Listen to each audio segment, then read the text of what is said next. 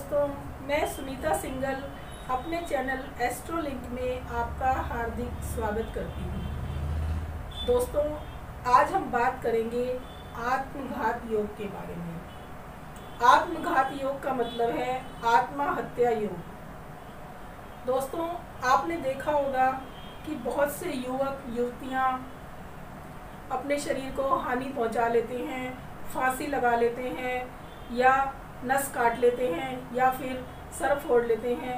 दोस्तों, बहुत सी ऐसी चीज़ें हैं जो हमारे युवक युवतियाँ अपने शरीर के साथ कर लेते हैं। तो दोस्तों, हमें लगता है कि उन्होंने जानबूझकर ऐसा किया है, लेकिन दोस्तों ऐसा नहीं है।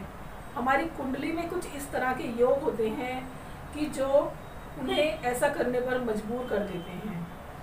दोस्तों, आत्मघात योग हमारी कुंडली में कैसे बनता है, आइए हम एक नज़र कुंडली पर डाल लेते हैं। दोस्तों, ये है हमारा लगन भाव। ये जो हमारा लगन है, अगर लगन 0 डिग्री, 1 डिग्री, 2 डिग्री, 28 या 29 डिग्री का हो,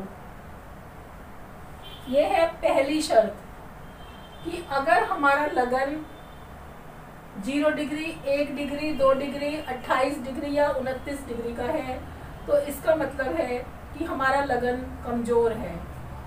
इसके बाद आता है लग्नेश। दोस्तों, जो इस भाव लगन भाव में जो राशि होती है, उसका जो स्वामी होता है वो कहलाता है लग्नेश। मान लीजिए यहाँ पर 2 नंबर की राशि है। 2 नंबर की राशि के स्वामी होते हैं शुक्रदेव। तो अगर शुक्रदेव यहाँ पर 0 डिग्री में, 1 डिग्री में, 2 डिग्री में या फिर 28 डिग्री या 29 डिग्री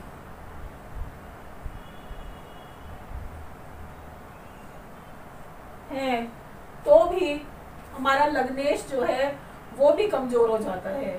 दोस्तों, पहली शर्त है कि हमारा लगन कमज़ोर होना चाहिए। उसके बाद हमारा लग्नेश कमज़ोर होना चाहिए।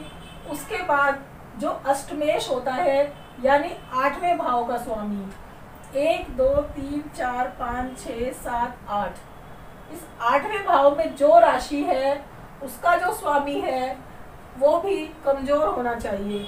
यानी यहाँ पर 9 नंबर की राशि है और 9 नंबर की राशि के स्वामी होते हैं गुरु।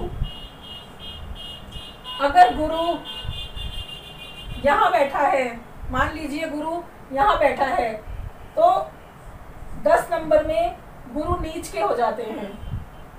या फिर गुरु की डिग्री 0, 1, 2, 28 या 29, तो इसका मतलब है कि हमारा लगन भी कमज़ोर है, लग्नेश भी कमज़ोर है और अष्टमेश भी कमज़ोर है। इसके बाद आता है सूर्य। दोस्तों, सूर्य भी हमारा कमज़ोर नहीं होना चाहिए। मान लीजिए अगर सूर्य यहाँ बैठा हुआ है,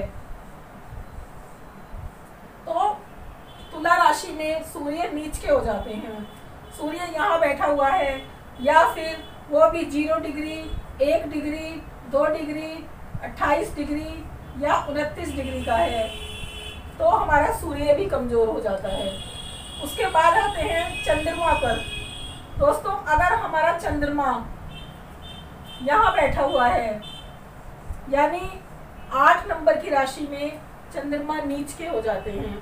मान लीजिए आपकी कुंडली में चंद्रमा नीच का है या 1 डिग्री, 2 डिग्री, 28 डिग्री या 29 डिग्री का है। दोस्तों, इसका मतलब है कि हमारा लगन कमज़ोर, लग्नेश कमज़ोर, अष्टमेश कमज़ोर, सूर्य कमज़ोर और चंद्रमा कमज़ोर। इसके बाद हमें एक नज़र मंगल पर भी डाल लेनी चाहिए, क्योंकि मंगल भी हमारी जो आयु है उसके लिए बहुत ही कारगर सिद्ध होता है। जैसे कि मंगल अगर यहाँ बैठ जाए, दोस्तों 4 नंबर राशि में मंगल नीच के होते हैं। अगर मंगल 4 नंबर राशि में बैठा हुआ है और इस तरह की स्थिति आपकी कुंडली में बन रही है, या फिर लग्नेश और अष्टमेश ये दोनों द्विस्वभाव राशि में हैं, या फिर लग्नेश स्थिर राशि में, अगर दोनों द्विस्वभाव राशि में हैं तो व्यक्ति की उम्र बहुत कम होती है, या फिर अगर लग्नेश चर राशि में और अष्टमेश द्विस्वभाव राशि में हो तो व्यक्ति की आयु मध्यम होती है, और अगर दोनों ही चर राशि में हो तो व्यक्ति की आयु बहुत कम होती है। दोस्तों, अगर इस तरह की स्थिति आपकी कुंडली में बन रही है तो ये कहलाता है आत्मघात योग। यानी हमारा लगन कमजोर, लग्नेश कमजोर, अष्टमेश कमजोर, सूर्य कमजोर, चंद्रमा कमजोर और मंगल कमजोर।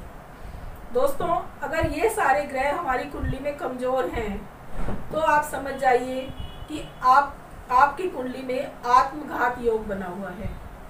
और जिस भी व्यक्ति की कुंडली में आत्मघात योग बन जाता है वो व्यक्ति जीवन में अपने शरीर को जरूर हानि पहुंचाता है, चाहे वो किसी भी तरह से हो।